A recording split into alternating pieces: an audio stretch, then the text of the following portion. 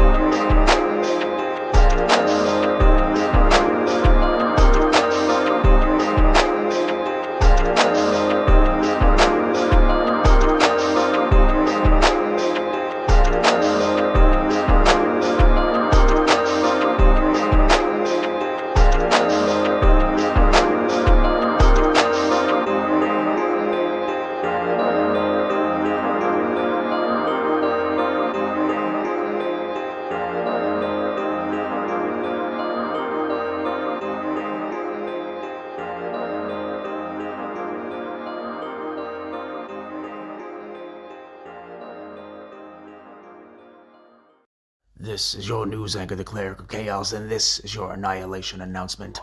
Throughout the 1940s and 1950s, it has been widely understood and known that the propaganda machine put forth by the United States government has been second to none, understanding that the National Security Agency, in whom is the current propagandist machine today, puts forth so much clandestine attempts to not only steal your data, but also hold you accountable for things that you may not have even thought.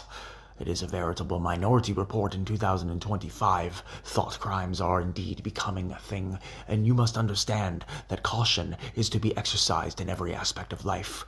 You are strong, you are capable, and you are capable of anything that you can put your mind to. Just do not be malevolent and don't be a dick. Remember, there is no end, but that does not mean you cannot find a way through the tunnel. This has been your news anchor, the Cleric of Chaos, and this is your Annihilation Announcement. Willkommen, meine Freunde. Guten Morgen, guten Tag, eine gute Nacht. Es ist deine Reisender, deine Ausländer, deine Allesfresser, deine Cleric of Chaos. Understand, dear listeners, we are in a time of unprecedented proportion. 2025, there are ways that you can be monitored without you even having the slightest hint of any potential interception or interference within your life. Throughout the 1930s and 1940s, the United States government was so concerned that the Cold War would soon be brought to a boil, that the Soviet Union would indeed be the demise of the United States of America, that the Great Red Scare was something that we should all be deathly afraid of. Well, rest assured, there was no Red Dawn, ladies and gentlemen. I'm pretty sure that you are all firmly in support of the fact that America is still indeed in some way, shape, or form free according to the Second Amendment. This was not the case in the 1940s and 1950s, dear no. For Operation Mockingbird was an operation put forth by Director Wisner of the Central Intelligence Agency, therefore known as the Office of Secret Affairs. Understand that this project was meant to build a superior propaganda machine than to that of the Soviet Union, to utilize against their perpetrators and their adversaries in a form of non-violent but chaotic and calamity-ridden combat. There is no way to describe how Operation Mockingbird infiltrated the absolute bottom line, the guttural, visceral aspect of people's lives, all the way down to the granular details.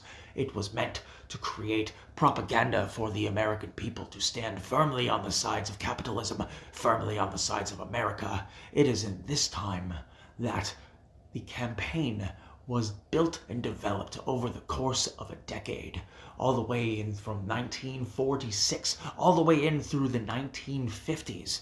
The clandestine attempts in order to obtain information on the Soviet Union's dealings and activities were second to none. It was during the espionage-ridden affair that this particular program led people down the rabbit hole of that you really started to understand the desire to win, the desire to control. Operation Mockingbird and Mr. Wisner's goal was not necessarily just to create propaganda. It was designed to be utilized as a tool, as a mechanism, as a complete and utter form of sheer manipulation of the masses.